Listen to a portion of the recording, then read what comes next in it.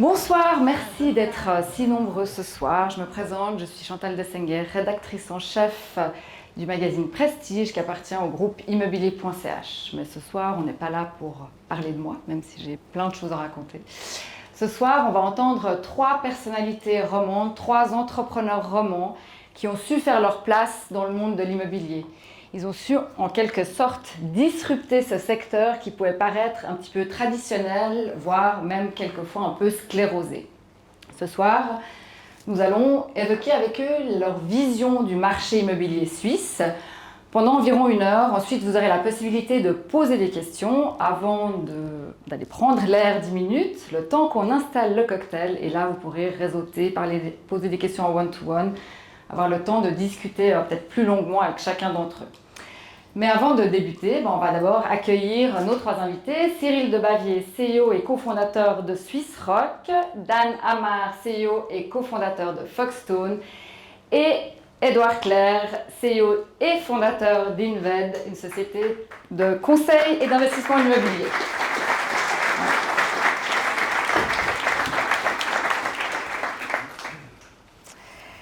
Alors ce soir, il y avait plus de 300 inscrits. Alors on s'est arraché les cheveux, on s'est dit c'est incroyable, en à peine 2 semaines, on s'est dit quel succès. Je crois que ce soir, pour finir, on est environ 200-220. Et en fait, ma première question, c'est de savoir pourquoi est-ce que l'immobilier fait encore rêver aujourd'hui? Pourquoi est-ce que ça intéresse autant de monde? Peut-être, Édouard, toi qui es le premier, enfin le petit dernier, on va dire, de nos 3 invités à t'être lancé dans ce secteur-là. Pourquoi ça fait rêver en fait l'immobilier?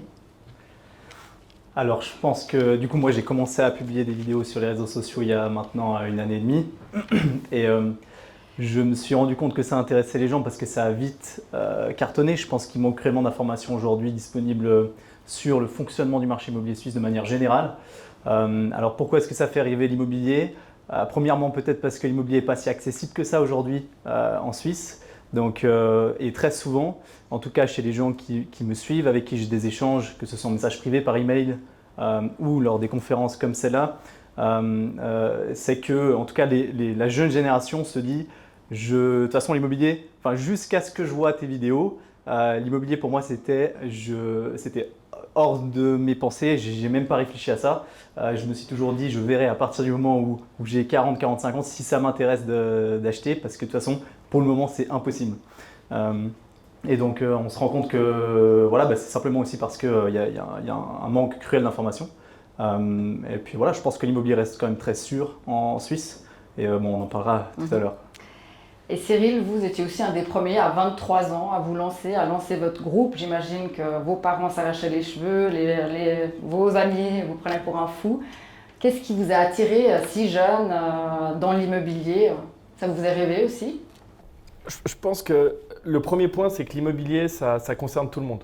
Il y a n'importe quelle personne dans cette salle qui a été confrontée à des situations immobilières. Ça peut être des situations de location, ça peut être des situations de location de bureau, ça peut être des situations d'achat, ça peut être toutes sortes de situations, mais l'immobilier concerne tout et chacun parce que chacun a besoin de se loger. Donc ça, c'est le point de départ, c'est que c'est le plus grand marché du monde et c'est un marché qui concerne tout le monde.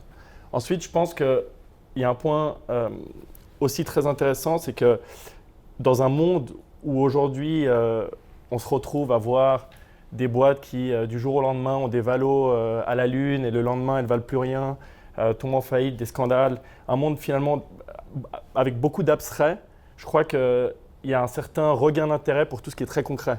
Et puis l'immobilier, c'est un marché qui est évidemment très concret.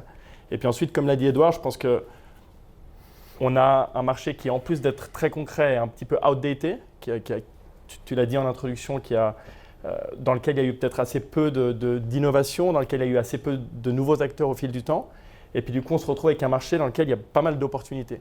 Et je pense que c'est ce qui fait qu'il y a une nouvelle génération, dont Dan fait partie, Édouard, peut-être moi, probablement plein d'autres personnes dans cette salle, qui retrouvent aujourd'hui un marché dans lequel finalement on peut beaucoup innover, dans lequel on peut faire la différence. Et voilà, moi c'est un petit peu ça qui m'a poussé à me lancer. Après, la vie est faite d'opportunités. Moi, c'est une opportunité qui m'a un petit peu tombé dessus. Je n'avais pas prévu forcément de me lancer dans l'immobilier. Puis ça s'avère être un choix duquel je suis très heureux, quoi. Et vous, Dan, vous m'expliquez que les jeunes aujourd'hui sont beaucoup plus mobiles et ne veulent pas forcément être propriétaires de leurs biens immobiliers. Vous me disiez l'autre jour, ils voyagent, ils sont peut-être moins prêts à avoir ce rêve d'être un jour propriétaire. Expliquez-nous. Alors, Chantal, il y a toute une nouvelle génération en fait, de personnes qui, avec les facteurs qu'on a en fait, dans le monde, l'inflation et autres, la perte de pouvoir d'achat, qui se disent l'immobilier, c'est pas pour moi. Un peu comme ce que tu as dit, Édouard. Et parce que c'est des gros montants, et puis il faut des gros salaires, et puis en fait, c'est jamais accessible. Et il y a toute une génération aujourd'hui qui estime que on a, dans les X prochaines années, en fait, on n'a plus tellement besoin d'être propriétaire de son propre appartement. On peut en fait travailler de n'importe où, pour ceux qui ont du remote. Et du coup, si je peux bosser de n'importe où, je vais aller à Miami, puis je vais aller après au Pérou, puis je ne sais pas où, et puis en fait, je travaille de là-bas, et puis je n'ai pas besoin d'avoir mon appart. Par contre, j'ai toujours envie d'avoir ce que j'ai lu là dans un article, ce qu'eux ils appellent le rêve un peu américain, de dire en fait on vient, on travaille, on gagne de l'argent, on achète son appartement, il prend de la valeur, ou sa maison, elle prend de la valeur, et on la transmet à nos enfants. Il y a une transmission qui se fait. Et en fait, il faut leur donner la possibilité de pouvoir investir dans l'immobilier, donc être entre guillemets propriétaire, mais pas propriétaire forcément d'un appart qui est localisé quelque part. Ils sont coincés quelque part. Donc ouais, c'est une toute nouvelle génération avec des nouvelles habitudes et il va falloir s'attendre à des changements en fait. Donc on sait que la moyenne d'âge en Suisse pour être propriétaire, je crois, est 46 ans, si je ne me trompe pas. Comment rajeunir cette moyenne d'âge, Édouard ? Alors je pense, comme j'ai dit avant, en s'informant simplement, parce qu'il y a des solutions, il y a des perspectives pour acheter. Donc ça passe par l'apprentissage, ouais, c'est clair.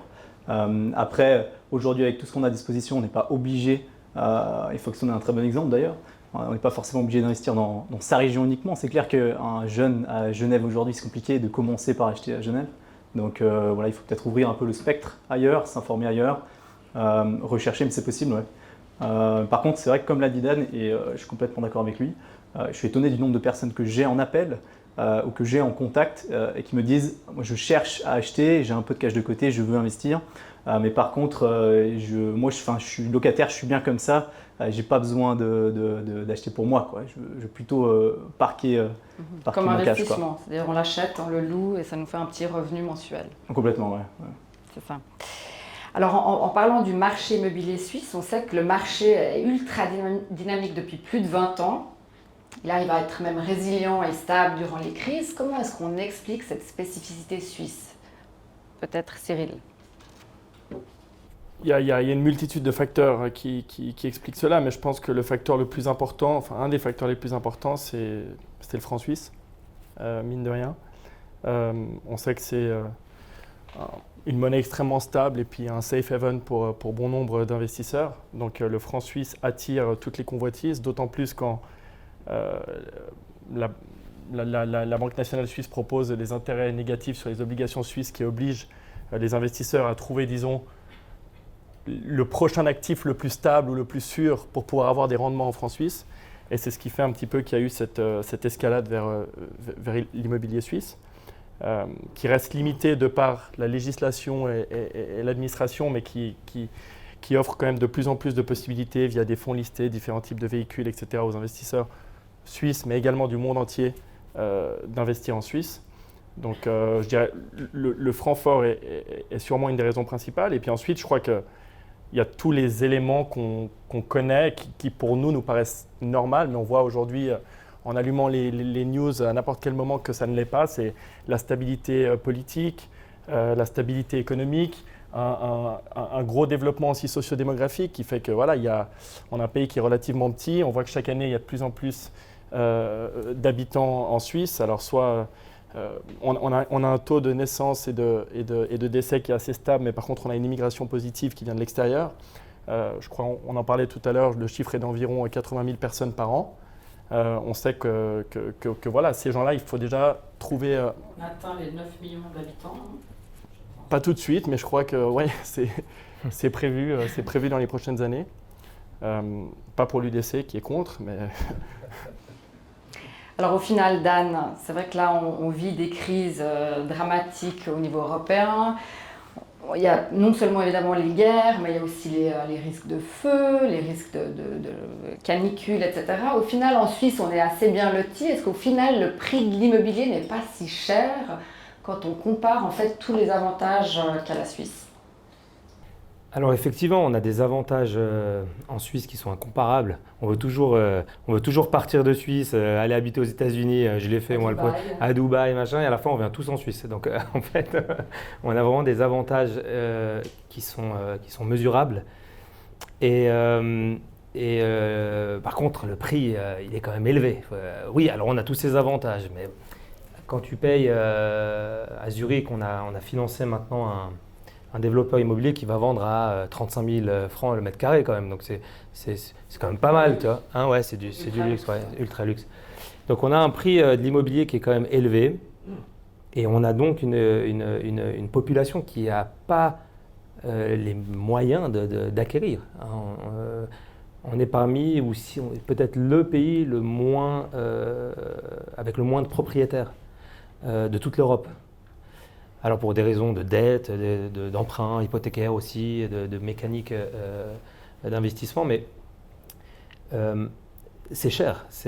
Pour la population, c'est cher. J'ai fait un petit calcul, j'ai fait mes devoirs. C'est très bien, bravo Dan. Je me suis dit, je vais prendre les statistiques fédérales pour paraître un peu moins bête, mais en fait, on a un prix médian à Zurich, par exemple, de 2 millions de francs suisses pour un immeuble, pour un appart. La personne qui peut se payer un appartement à 2 millions, il faut qu'elle emprunte de l'argent et puis alors la banque fait un test sur sa capacité à rembourser le prêt. Puis alors on ne fait pas le test avec le taux d'intérêt réel, on fait un test avec 5% au cas où les taux augmentent, etc. Donc ça c'est très bien, ça donne une très forte stabilité aussi ça. Et on rajoute 1% d'amortissement et 1% de charge, donc ça fait 7% en fait.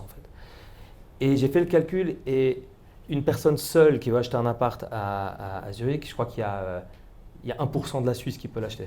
Ensuite, au niveau des revenus, je parle, pour pouvoir payer, pour être accepté. Voilà. Non, mais c'est surtout les revenus, parce que même s'il hérite, à un moment, ils lui disent combien tu gagnes, et tu dois gagner 3 fois plus que ce que tu payes, les 5 plus 1 plus 1. Donc, et puis ici, ils se marient, et puis ils sont deux à gagner un très bon salaire, il y a 15% de la Suisse qui peut s'acheter un appart, en fait. Donc oui, relativement à la population, c'est cher. Avec tous les avantages qu'on a, c'est peut-être pas cher parce qu'on a le parc Bertrand, on a le parc machin, ok, alors c'est super, mais le prix, il est quand même très élevé. Non, mais il existe presque même une sorte de protectionnisme en Suisse avec la lex scolaire qui évidemment empêche certains ressortissants étrangers d'acquérir un bien. Si cette loi devait s'assouplir, est-ce que ça ferait exploser les prix de l'immobilier? Mais si la loi, si la LFAE qui nous pose les plus gros problèmes à nous, parce qu'on reçoit 10 000 investisseurs pour investir dans un immeuble, donc ils doivent checker les noms de tout le monde pour être sûr qu'ils sont résidents en Suisse, donc c'est une catastrophe au registre foncier. S'ils enlèvent cette loi, les prix de l'immobilier en Suisse, je pense qu'ils montent plus haut que Monaco. Ils montent. J'ai vu un appartement quand j'habitais à New York, c'était 100 000 $ le mètre carré. Là, il n'y a pas de règle. Là, c'est les prix de Gstaad, les prix les plus élevés, c'est aussi en moyenne 50 000. Donc là-bas, les étrangers peuvent acheter. C'est là que tu vois que le prix explose en fait. Donc je repose la question, est-ce que justement les prix de l'immobilier suisse ne sont pas si élevés parce qu'il y a une sorte de protectionnisme malgré tout? Ils sont élevés, mais si on enlevait ce protectionnisme, ils vont exploser. Là, ils vont être parmi les plus élevés du monde, j'imagine. Alors depuis 2 ans environ, on va dire les acteurs de l'immobilier se plaignent des ralentissements du marché, et surtout on va dire les régisseurs qui n'ont pas assez vendu. Est-ce qu'il y a vraiment un ralentissement? Comment en fait, quelles sont les tendances du marché en 2023 avec ce fameux taux d'intérêt qui ont augmenté? Est-ce qu'on peut dire que justement il y a un ralentissement? Peut-être Edouard et après Cyril. Ouais, alors très intéressant quand on était, en 2021, courant 2021, courant 2022, j'étais en train de terminer mon brevet fédéral d'expert en estimation immobilière et c'est très marrant, donc un des enseignants, des intervenants qui travaille dans une grosse société de consulting ici en Suisse, venait chaque jeudi à tous les cours. Il nous disait purée, ce que j'ai vu passer cette semaine, c'est incroyable. Les institutionnels achètent à des prix qui sont ridicules. Donc je pense qu'il y a une énorme divergence entre le marché immobilier des particuliers, que ce soit l'investissement, que ce soit des biens de jouissance, ça veut dire de résidence principale, ou le marché immobilier d'investissement des institutionnels. Ça veut dire 10 millions et plus, on en parlait d'ailleurs tout à l'heure ensemble. Je pense qu'il y a une grosse différence parce que il y a eu une évolution qui n'a rien à voir entre ces deux marchés immobiliers. Et notamment, ça s'explique parce que, et c'est logique, les taux d'intérêt qui ont augmenté, évidemment. Alors, pendant la période où ils augmentent, ça a créé de l'insécurité aussi chez les acheteurs. Donc évidemment, ils ont pris plus de temps, les acheteurs, à prendre des décisions. Ça, j'ai vu en courtage. Tout prenait plus de temps et donc puisque tout prend plus de temps, il y a plus d'objets qui arrivent sur le marché. Donc on prend encore plus de temps et voilà, on attend de voir un peu ce qui se passe. Mais du côté des investisseurs, en fait, c'est assez simple. Dans les immeubles de rendement, la valeur de rendement, c'est simplement ce que l'immeuble rapporte divisé par un taux de rentabilité. Donc on est prêt à accepter. Et si le taux de rentabilité il arrive proche des zéros, ce qui n'était pas loin d'être le cas en 2021 pour certaines régions, à partir du moment où il remonte un petit peu, la différence de valeur et l'impact sur le prix est massif. Si on est d'accord, on accepte une rentabilité de l'ordre de 2% et on passe de 2 à 3%, on a direct une perte de valeur, une destruction de la valeur de l'immeuble de 30% et plus. Donc c'est ça la grosse différence entre ces deux marchés-là. Et aujourd'hui, clairement, à mon avis, la seule façon vraiment de secouer un petit peu et de calmer les prix massivement sur le marché immobilier suisse résidentiel chez les particuliers, de ce que je vois, c'est de simplement augmenter l'offre. Parce que c'est une question d'offre et de demande à mon sens. Quand on achète en tant que particulier un bien immobilier pour sa résidence principale, parce qu'on a un troisième enfant, on s'en fout un petit peu de la rentabilité qui est attendue sur le marché. Mais voilà. l'offre, c'est un gros problème en Suisse. C'est un gros problème, c'est un gros problème. Cyril, vous écriviez dans votre dernière newsletter, comme quoi je les lis, que vous n'avez jamais eu autant d'opportunités depuis le début de l'année au niveau justement des investissements immobiliers. Est-ce que vous pouvez nous expliquer pourquoi, alors que tout le monde se plaint un petit peu du marché, du secteur? Quelles étaient ces opportunités?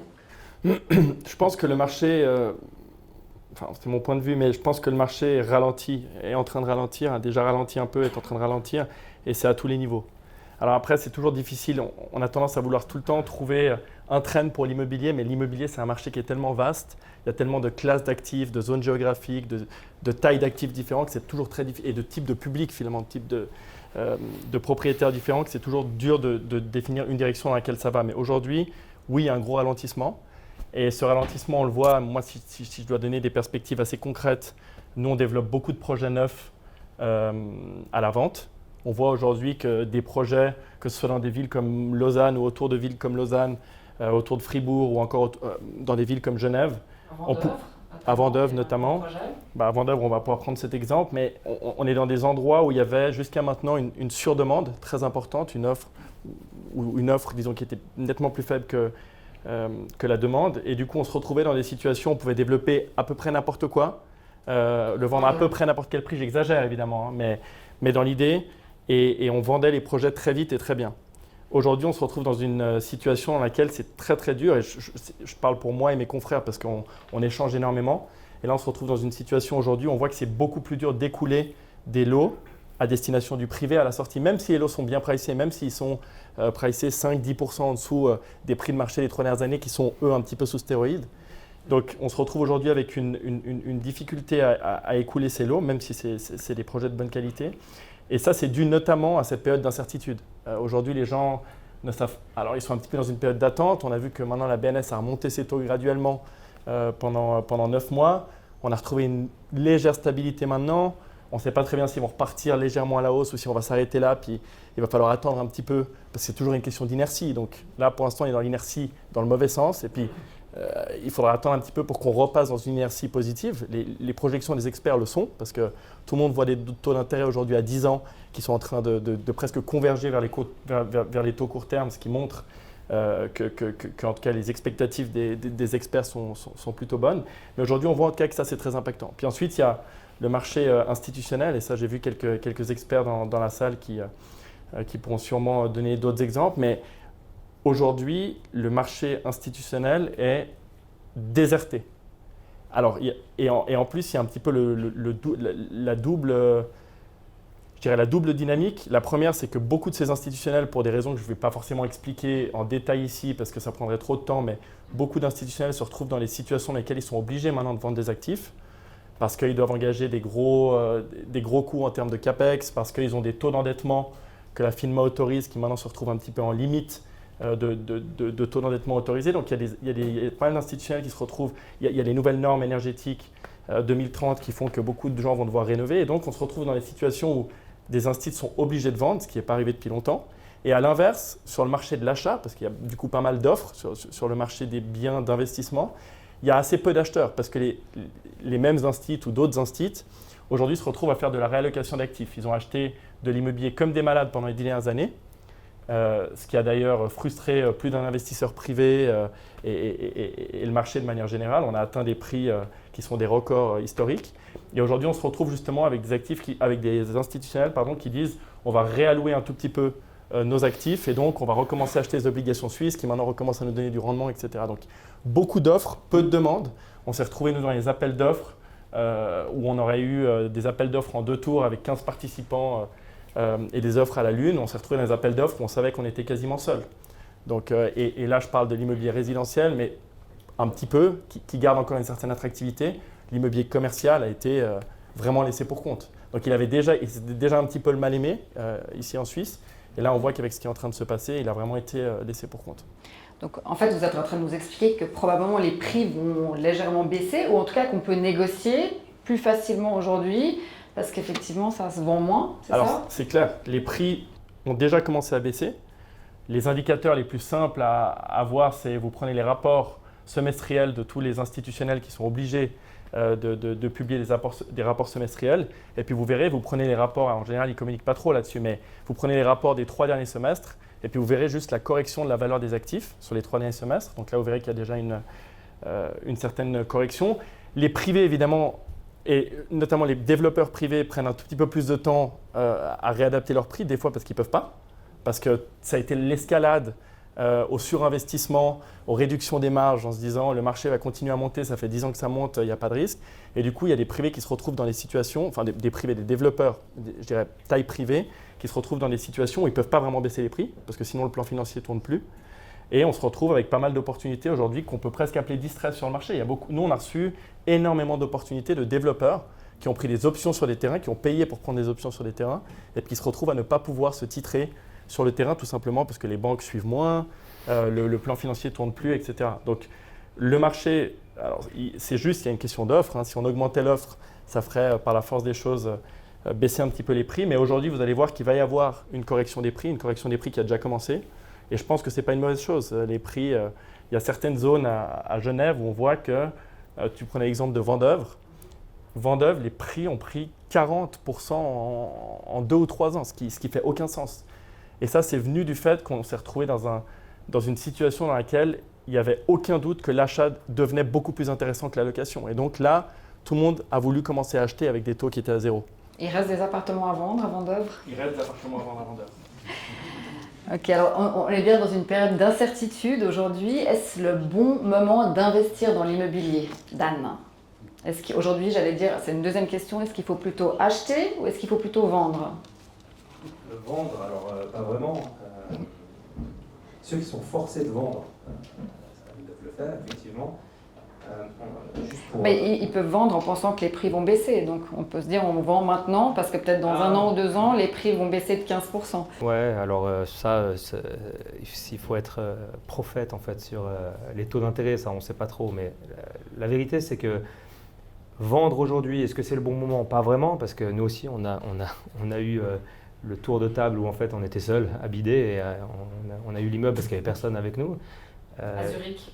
Non, alors c'était à Genève, c'est un immeuble commercial qu'on a acheté en face de l'aéroport et on l'a acheté à un super prix. Donc les investisseurs ont fait un super deal. Est-ce que c'est le moment d'acheter? Nous, ça fait 12 mois. On a eu une période en fait. On a vu les taux qui commençaient à monter mi-2022, ça commençait à monter. On s'est dit il va y avoir une correction. Et le marché suisse, on sait qu'il n'allait pas corriger tout de suite. Parce qu'il a des fondamentaux très spéciaux, qui sont d'ailleurs uniques en Europe. Vous allez regarder que L'Allemagne est déjà à moins 50% si vous regardez les titres cotés. La France, toutes les sociétés immobilières, ils sont tous en train de baisser les valeurs. La Suisse, on a pu voir en fait la baisse des prix aussi sur la bourse, parce que tous les fonds qui avaient des agios, donc le portefeuille d'immeuble vaut 100, puis vous le payez 150 en fait. Et puis ils venaient acheter comme des fous à des prix débiles. Moi j'ai dit donc à mes équipes, nous on n'achète pas, parce qu'on ne peut pas proposer ça à nos investisseurs. Et pendant plus de 6-7 mois, on n'a acheté aucun deal. J'ai une équipe entière d'acquisition qui vient vers moi et me dit « mais ta compagnie, elle est nulle, quoi. On n'achète rien ». Donc ils sont partis, quoi. Mais je pense qu'on a bien fait, parce qu'en fait, ce qui s'est passé, c'est qu'il y a eu un grand ralentissement. Les prix n'ont pas baissé, il n'y a pas eu de vente, en fait. Donc ça coince. Moi, je pensais que ça allait durer 12 mois max. Puis là, ça commence à tirer. Donc le marché tient encore. Donc si on veut acheter aujourd'hui, je pense et je confirme, en fait… ce que dit Cyril, c'est qu'il commence à y avoir quelques bons deals. Il commence. La majorité, c'est toujours les prix d'il y a 3 ans. C'est 3% de rendement avec un taux d'intérêt à 3%. Donc ça ne va pas. Et pour quel genre de biens? Je parle d'immeubles résidentiels, je parle investissement. Celui qui va acheter son appart, c'est autre chose. Parce que comme je l'ai dit l'autre jour aux 20 minutes de Zurich, ils m'ont posé la question, est-ce qu'il faut acheter son appart ou est-ce qu'il faut louer son appart? Il y a toujours la question… En fait, en Suisse, il faut toujours acheter son appart parce qu'il y a beaucoup de choses qui sont déductibles en fait. On a les moyens. Et en fait, personne n'a les moyens. Donc le problème, c'est qu'on n'y arrive pas. C'était la discussion. Mais pour de l'investissement pur, si on veut rentrer dans un investissement, est-ce que c'est le bon moment d'acheter? Il reste encore quelques 6 à 12 mois avant d'avoir vraiment, je pense, des prix qui vont être plus intéressants. Mais nous, on continue d'acheter, mais sur 100 deals, on en achète 2, quoi. Donc on fait très très très très attention. Edouard, vous voulez réagir? Est-ce que c'est le bon moment d'investir en Suisse aujourd'hui? Investir dans l'immobilier, bien sûr. Ouais. Alors je pense que comme ont expliqué Cyril et Dan, aujourd'hui je pense que c'est l'acheteur qui tient le couteau par le manche, plus que le vendeur, c'est clair. Mais de nouveau, ce qui est intéressant aussi sur le marché immobilier suisse, c'est que c'est la micro-situation de ce marché qui diverge énormément en fonction des régions. Donc je dirais que le plus important avant d'acheter quoi que ce soit, c'est de savoir où est-ce qu'on met les pieds, quoi. Et très souvent d'ailleurs on me pose la question, est-ce que je n'ai pas intérêt d'acheter en France parce que c'est moins cher? Mais il y a l'euro. Alors il y a l'euro, alors aujourd'hui c'est de moins en change. moins le cas à cause de l'euro effectivement. Mais voilà, je dis toujours que ça ne sert à rien d'acheter quelque part parce que c'est moins cher. Il faut plutôt acheter dans les régions qu'on maîtrise, acheter des choses qu'on maîtrise, qu'on connaît. Et puis voilà, moi j'ai très très confiance dans le marché immobilier sur les années à venir en Suisse. Et j'aurais pas la même confiance ailleurs, disons. Alors dans les régions qu'on maîtrise, en règle générale, on ne maîtrise pas souvent beaucoup de régions. Souvent, on connaît notre canton où on vit. À Genève, à Lausanne, c'est très très cher. Alors justement, quelles sont les régions aujourd'hui où c'est intéressant d'investir? Vous allez devoir nous dévoiler quelques-uns de vos secrets. Hein. Non, j'ai pas de secret, mais ça demande de l'énergie par contre, ça c'est sûr. En tout cas, l'immobilier direct, donc ça demande d'apprendre, ça demande de se renseigner, ouais, c'est clair. Donc non, il y a des opportunités partout, il y a toujours des opportunités partout. Mais voilà, chacun fournit les efforts qu'il veut pour ses investissements. Donc j'ai pas de secret par rapport à ça, non, malheureusement. Et Cyril, Swiss Rock investit dans beaucoup de cantons. Quels sont les cantons aujourd'hui les plus intéressants justement pour votre groupe? Je parlais de Bulle, on a parlé de Bulle avec l'arrivée de 2400 personnes grâce à Rolex. Est-ce que par exemple une région comme Bulle est intéressante en termes d'investissement? Après, ça peut être Fribourg aussi.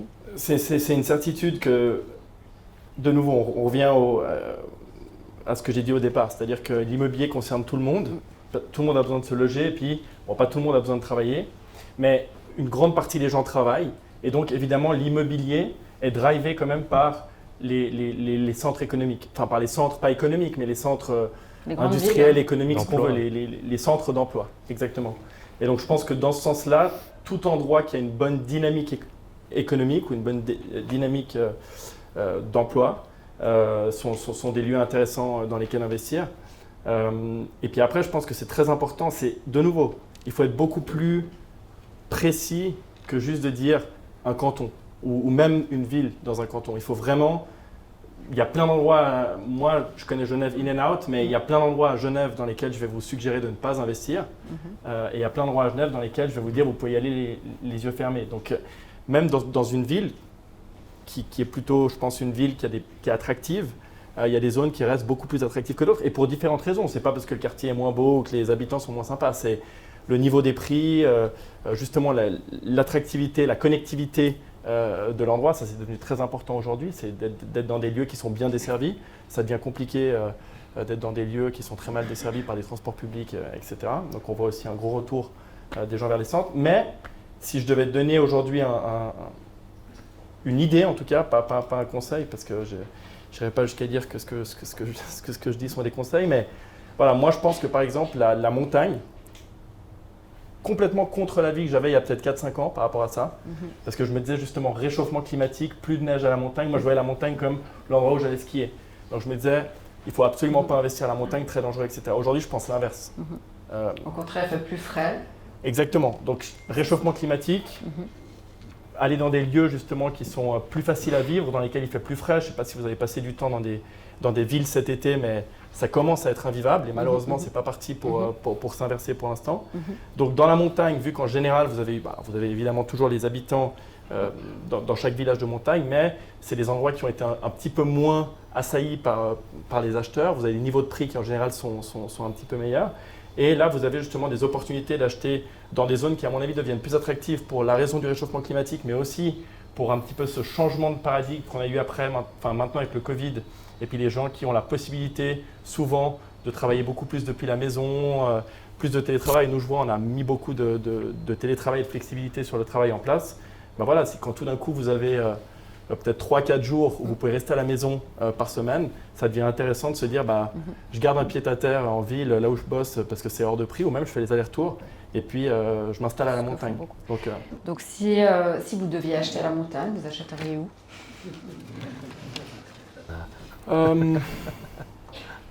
En Suisse, hein, bien sûr. Ouais, alors voilà, moi je pense par exemple une station, nous on a racheté, on a pris une participation majoritaire récemment dans une jeune structure lausannoise qui s'était notamment spécialisée sur le développement en montagne. C'est une société qui s'appelle Raised Real Estate. Son nom, elle porte bien son nom. Ouais.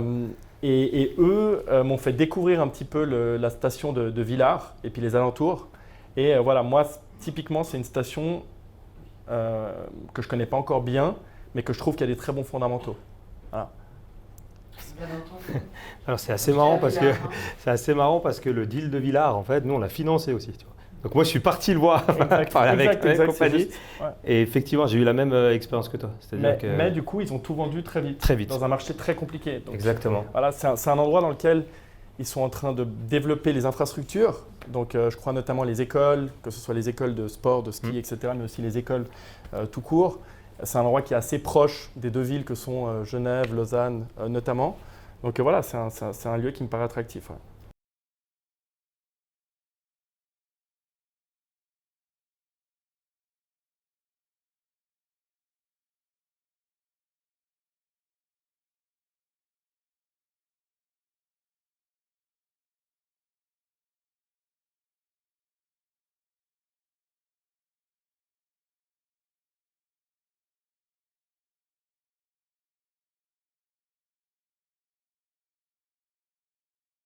Ben voilà, si c'est une perspective d'investissement à 20 ans, bien, il y a des probabilités parce que il y a de plus en plus de cash qui tourne dans le système. Plus il y a de cash, plus les prix montent, ça fait l'inflation en fait, des actifs. Donc oui, il y a des chances. Je ferai quand même très attention au prix d'achat. On gagne de l'argent quand on achète, pas quand on vend.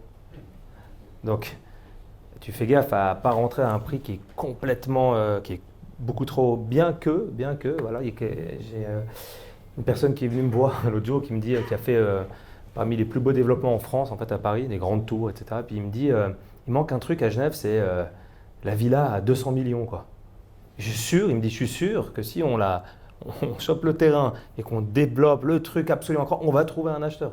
Et cette villa-là, pareil, c'est du super luxe, elle est unique. Ben, dans 20 ans, il y a des grandes chances, oui, que tu te retrouves avec un prix encore supérieur. Et, maintenant, tu parlais de Bulle, par exemple. Nous, typiquement, Bulle, c'est une... Pas de bulle immobilière. Hein. Ouais, La ville de Bulle, que les médias, pendant longtemps, ont qualifié de bulle immobilière, parce que c'était... Il y a, je ne sais plus combien de milliers d'appartements qui arrivent sur le marché, ils ne vont jamais être absorbés, etc. Aujourd'hui, c'est une des villes qui a un taux de vacances qui est hallucinant, il est très très bas. Nous, on a un immeuble en ce moment qui est en train d'être fini d'être vendu sur notre plateforme à Bulle. C'est un super immeuble. Il va être rempli, enfin il est déjà rempli, on a déjà reloué pendant la vente, on a déjà reloué les appartements. Il y a Rolex qui amène une unité là-bas de 2000 et quelques, 2400 personnes. Il y a 2400 personnes s'y vivent peut-être à deux, disons, il y a 1200 logements qu'il faut. Pour s'ils viennent tous en fait. Et en fait, on a, comme tu l'as précisé, on a en Suisse 80 000 personnes qui rentrent. Qui est une croissance de la population de 80 000 personnes, on a 50 000 logements qui sont créés en moyenne sur les 10 ans. Donc on a chaque année un trou. Et j'ai fait un petit calcul encore, j'ai regardé sur les 2200 communes suisses, il y en a 80% qui ont un taux de vacances, donc un taux d'appartements vides qui est moins de 2%. Tu as 80% des communes qui ont donc la vacance qui dépasse les 5, 6, 10% de vacances, c'est dans 10 communes. Tout le reste, c'est à moins de 2%. On a un taux de vacances en Suisse qui est passé de 1,6 il y a 5 ans à 1,15. Donc c'est un des plus bas d'Europe. Donc en fait, tu vas gagner de l'argent si tu vas faire un bon investissement, je veux dire, si tu investis avec un bon prix d'achat et dans une localisation où les fondamentaux sont très très forts, où tu vas louer, et puis il ne sera jamais vide ton immeuble. Alors Edouard, est-ce que l'immobilier en Suisse est l'un des actifs les plus intéressants en termes d'investissement aujourd'hui? On a parlé justement des bourses qui étaient assez catastrophiques, en tout cas l'année dernière. Est-ce que c'est un des investissements les plus intéressants? Si on a un petit peu d'argent, on se dit on va investir dans l'immobilier plutôt que d'acheter des actions Nestlé. Alors je pense que oui, simplement à cause des fondamentaux, comme vient de le citer Dan. C'est simple, hein, c'est l'offre et la demande. Hein. Donc la demande fait que de monter. On est de plus en plus sur un territoire extrêmement restreint qu'on peut difficilement aménager, tout simplement. En plus de ça, d'un point de vue législatif, on est en train de contraindre quand même pas mal de nouvelles constructions, de nouvelles promotions. Donc on limite la construction juridiquement et aussi par la typologie du pays et l'évolution démographique. Donc non, clairement, je ne vois pas comment ça pourrait changer, surtout que de nouveau, on est en pleine crise un peu, la Suisse s'en sort très très bien par rapport au reste du monde. Donc ça attire encore plus de monde, ça attire encore plus de personnes. D'ailleurs, je suis très surpris du nombre d'appels que j'ai avec des Français qui ont un petit peu d'argent, qui disent « moi je veux absolument venir en Suisse, permis B, permis B, je m'installe ici, je me sens plus safe et j'ai des francs suisses et je reste en Suisse et j'investis en Suisse ». Donc voilà, moi je vois difficilement comment le marché immobilier pourrait se retourner massivement sur le territoire en Suisse. Là où, par contre, ailleurs, je me poserais plus de questions. Par exemple, aux États-Unis, quelque chose de très intéressant, j'ai vu passer, là où en Suisse, il y a eu un article qui est sorti dans le BIC qui disait que on est passé de 37% des propriétaires qui achètent sans respecter la capacité d'endettement de 33%, ces fameux x3 du salaire brut dont parlait Dan avant. On est passé de 39% à 57%, on a fait à peu près plus 15%, parce que les banques ferment un peu plus les yeux sur cette capacité d'endettement. Et en même temps, en parallèle, aux États-Unis, on a Zillow qui propose des financements à 99% aujourd'hui, alors que le taux d'intérêt aux États-Unis, c'est plus 7% sur le résidentiel. Donc voilà, c'est quand même on est quand même très très conservateur ici, très protecteur aussi des acheteurs, des investisseurs. Voilà. Et de nouveau, par rapport à, si je peux dire un mot sur les résidences secondaires à la montagne, comme disait Cyril avant, c'est très très juste. Voilà, mon expérience de base, moi, c'est dans les résidences secondaires en Valais. C'est clair qu'aujourd'hui, avec l'Alex Weber, de nouveau, donc c'est législatif pur, hein, on a complètement capé l'offre qu'on peut proposer. Donc, il n'y a aucune nouvelle résidence secondaire dans les stations comme Cran, Verbier, Ninda, Ouvrena, Villars, c'est pareil. Et la demande est toujours là, et la demande est de plus en plus là, et encore plus en plus à cause du réchauffement climatique, à contrario avec ce qu'on aurait pu penser avec la neige, mais les gens achètent de plus en plus pour l'été. Suite au Covid, j'imagine aussi les gens se sont réfugiés à la montagne, on a réalisé que c'était plus agréable de vivre là enfermé en À la au pandémie, centre. ouais, et aussi, et aussi parce qu'il fait moins chaud. Vous voulez réagir, Cyril? Est-ce que l'immobilier reste un des investissements les plus intéressants aujourd'hui en Suisse? Je me tirais une balle dans le pied de dire non, mais je crois pas que c'est. Est-ce que c'est un des plus intéressants? Déjà, je pense qu'il faut investir dans ce qu'on maîtrise, ou en tout cas dans ce qu'on maîtrise le moins mal. Donc, je comprends tout à fait la réponse d'Edouard parce qu'il a développé une expertise là-dedans et donc c'est ce dans quoi il se sent le plus à l'aise d'investir. Moi, ce que je pense qui est intéressant, c'est que l'immobilier, c'est quelque chose de compréhensible. Ce qui est intéressant aussi, c'est que c'est un marché dans lequel, peu importe qui vous êtes, vous pouvez avoir accès à de la dette. Alors, la dette, c'est dangereux, mais c'est aussi très intéressant parce que demain, vous décidez de lancer une boîte, vous avez la meilleure idée du monde, mais vous n'avez rien derrière vous, vous n'avez qu'une idée, il y a un business plan, il n'y a personne qui vous finance ou c'est très compliqué que quelqu'un vous finance. Si par contre, vous achetez un bien immobilier, je crois qu'Edouard a commencé comme ça, tu as mis un petit peu d'économie de côté, tu vas pouvoir utiliser les effets de levier qui vont être de l'ordre de x5 en général, au maximum, et donc tu vas te retrouver avec 50 000 francs à pouvoir faire un investissement d'une valeur de 250 000 francs. Donc c'est dangereux parce qu'à la baisse, ça va descendre beaucoup plus vite, mais à la hausse, ça va être intéressant. Donc l'immobilier, je trouve que ça peut être intéressant et notamment, c'est un domaine peut-être dans lequel il y a plus de possibilités pour se lancer. Mais de dire que c'est l'actif le plus intéressant, je pense que ça dépend ce qu'on vise. Je pense qu'il y a des traders en matières premières qui ont fait 10 fois mieux que nous tous pendant les 5 dernières années. Mais qui après ont acheté des beaux biens immobiliers. Exactement. Donc, ça revient. Exact. Je pense que l'immobilier offre une certaine stabilité. Puis je reviens à mon argument de départ. On a pu beaucoup d'entre vous ont pu investir dans beaucoup de types d'actifs différents et faire des super perfs. Mais si déjà vous aviez des francs suisses au départ et que vous avez investi dans du dollar, dans les actions Facebook, vous avez fait 20% avec vos actions Facebook, mais en réalité vous avez fait 0. Parce que vous avez perdu 20% sur le franc suisse dollar. J'exagère un petit peu. Mais rien que la force du franc suisse, en tout cas pour des gens qui sont en franc suisse au départ, qui gagnent des francs suisses, vous oblige un petit peu, ou en tout cas vous motive à rester dans des actifs en franc suisse aujourd'hui. Et je trouve que dans les actifs en franc suisse, l'immobilier est très intéressant. Alors Dan, est-ce que vous investissez dans l'horlogerie, dans les vieux vins, dans les vieilles voitures, ou au contraire, vous investissez dans l'immobilier? Alors, moi, j'ai très peu de qualités. Les deux seuls skills que j'ose dire peut-être que j'ai, c'est l'investissement immobilier et un peu de technologie. C'est ce qu'on a fait, c'est qu'on a mélangé les deux pour pouvoir donner accès à tout le monde à l'immobilier. Mais pour répondre à ta question sur est-ce que c'est le meilleur investissement, ça dépend du risque. Si tu es prête à accepter un risque plus élevé, tu vas pouvoir faire des rendements plus élevés sur les actions, etc. Maintenant, je pense que pour un investisseur comme nous, on a une vingtaine de milliers en fait, d'investisseurs sur notre plateforme et ils ne cherchent pas à doubler leur argent tout de suite. Ils cherchent à investir dans un bien qui, sur le long terme, va produire des rendements stables, qui vont gentiment grandir avec le temps, avec une appréciation de capital au fur et à mesure que l'immeuble avance dans le temps et puis où les loyers montent un petit peu, donc ça fait augmenter la valeur de l'immeuble, etc. Et donc c'est très stable. Et voilà, nous on fait aussi de la dette mezzanine, on va prêter de l'argent à des développeurs immobiliers. On a un nouveau programme qui va bientôt arriver, c'est prêter pour faire les rénovations énergétiques des bâtiments. Il manque 100 milliards, plus ou moins, en Suisse pour faire les rénovations énergétiques. La façade, les vitres, la toiture, la chaudière, il faut tout rénover en fait. Donc il manque 100 milliards. Il y a énormément de propriétaires qui aimeraient le faire mais qui n'ont pas les moyens. Donc nous, on demande à tout le monde, on met sur notre plateforme, on prend l'argent et puis on finance ces gens-là. Et on prend la garantie sur le bien immobilier qui lui est ultra stable, en tout cas en Suisse. Je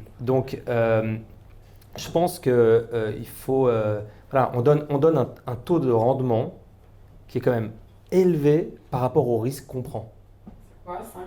Nous, on donne sur les immeubles, on va donner entre 5 et 7%. Et sur les dettes, on est entre 6 et 8%. Mais sur du franc suisse, toutes les obligations qui sont, elles, par contre, liquides, si vous voulez sortir demain, vous sortez en un clic. Là, ce n'est pas très liquide, donc c'est pour ça qu'on reçoit un peu plus aussi. Eh bien, c'est un rendement risque qui est quand même asymétriquement élevé, tu vois. Et du coup, moi, en tout cas, j'ai le biais immobilier, mais je pense que celui qui veut investir aujourd'hui un peu d'argent, qui ne veut pas jouer les bumps, les montées, les explosions du marché, puis juste après les énormes trous, c'est des cycles en fait. Eh bien, dans l'immobilier, s'il a une vision à long terme, il dit moi je vais investir, je reste dedans, je ne bouge pas, je reste 7 ans, 8 ans dedans, franchement, un des meilleurs investissements, oui. Alors maintenant, je voulais parler un peu de vous aussi pour être sûr que le public ne s'endorme pas, même si c'est passionnant. Je regarde un peu les yeux, ça va. Vous êtes 3 jeunes qui vous êtes lancés justement dans un secteur, comme on l'a dit, qui est très traditionnel, qui était quand même un secteur de génération en génération. Premièrement, est-ce qu'on a essayé de vous mettre des bâtons dans les roues quand vous avez essayé de vous lancer? Peut-être l'ancienne génération s'est dit, c'est qui ces jeunes qui viennent secouer le cocotier. Certaines personnes peut-être vous ont pas pris au sérieux, peut-être on va dire Edouard qui est le dernier sur le marché, qui est venu sur le marché. Est-ce que vous voulez nous raconter un tout petit peu comment ça s'est passé quand vous avez lancé votre société en disant voilà, moi je donne des conseils en immobilier, j'ai que 25 ans, c'est ça? 23 ans, 25 ans. 5, ouais. Comment est-ce que on va dire les vieux acteurs de l'immobilier ont réagi? Alors j'avais très peur de commencer à faire ce que j'ai fait, c'est clair. Donc j'ai voulu absolument attendre d'avoir un minimum de crédibilité, au moins avant de faire ça. Donc j'ai attendu de passer mon brevet fédéral d'expert en estimation immobilière. Et par contre, dès que je l'ai fait, donc en juin 2022, je l'ai reçu, j'ai réussi. Le 1er juillet 2023, je postais 3 vidéos par jour. Et ce qui me faisait très peur, c'est le retour des professionnels de l'immobilier eux-mêmes plus que les autres, quoi. Et je me suis très vite rendu compte que ça a été assez bien accepté, en tout cas très bien accepté de ce que j'ai ressenti moi chez les professionnels de l'immobilier qui disaient ouais, c'est bien, en plus tu dis pas de conneries. Et donc j'étais plutôt content. Et après, ça m'a ouvert des portes incroyables. Si je suis là ce soir aussi, c'est grâce à ça. Et j'ai pu me connecter. Alors, ce qui a été plus compliqué, c'était le lancement peut-être de mon podcast. Au début, c'était un peu plus compliqué. Ça a pris plus de temps où les gens ne voulaient pas trop, déjà, pas de vidéo.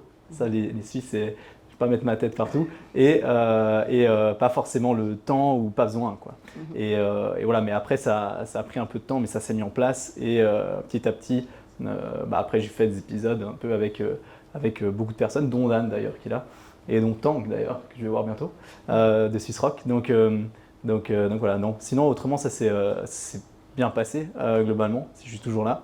Et vous avez genre 35 000 followers sur Instagram, TikTok. On vous appelle la star des réseaux sociaux, hein, c'est ça? Non, alors c'est extrêmement niché par contre, hein, c'est niché immobilier suisse romande, oui. donc c'est peu. Mais ce qui est intéressant et du coup moi ce qui enrichit mes connaissances massivement, c'est que l'immobilier en Suisse c'est très particulier. Donc on est 6 cantons suisse romand à parler français, pour 2 millions de personnes, on a 6 façons différentes de faire de l'immobilier. Il y a des termes à Genève qui n'existent pas ailleurs. On calcule les pièces différemment à Genève qu'ailleurs. Les surfaces de vente, ça n'a rien à voir entre le Valais-Vaud, Fribourg, Neuchâtel, enfin c'est très compliqué. Donc pour moi c'est cool à travers les épisodes de podcast et à travers ce que je fais par Ton Suisse romande, je peux apprendre plein de choses de plein de monde, mais c'est vrai que c'est compliqué par contre. En France c'est 65 millions d'habitants, c'est une façon de faire de l'immobilier, c'est une façon de calculer les mètres carrés, donc le fédéralisme pour ça me facilite pas la vie, mais ça rend la chose plus excitante. Donc on a encore beaucoup de choses à apprendre, c'est ça? Oui. Cyril, avec Swiss Rock, vous êtes lancé aussi à 23 ans et vous étiez un peu le premier, on va dire, à avoir une image très forte, à faire du marketing, à mettre des bâches partout. On vous voyait, ça a fait peut-être de l'ombre aussi à certains acteurs très genevois, très traditionnels. Comment est-ce que, on va dire, le secteur a réagi quand vous êtes venu mettre un peu un coup de pied dans la fourmilière? Surtout au niveau de l'image très forte et le marketing très fort. Je préfère pas en parler, non, je plaisante. Non, je crois que savoir si on nous a mis des bâtons dans les roues, je vais dire non. Savoir si on nous a tendu des perches, je dirais non aussi. Il a fallu se prouver. Très sincèrement, je suis retombé sur des emails d'époque que j'ai envoyés au début à certains contacts ou promoteurs ou autres. Je me serais pas fait confiance non plus. Donc je peux pas trop leur en vouloir. Donc ils ont été courageux. Exact. Il a fallu qu'on fasse nos gammes, qu'on apprenne. Et puis je crois que c'est ça qui est super intéressant, c'est tout cet apprentissage.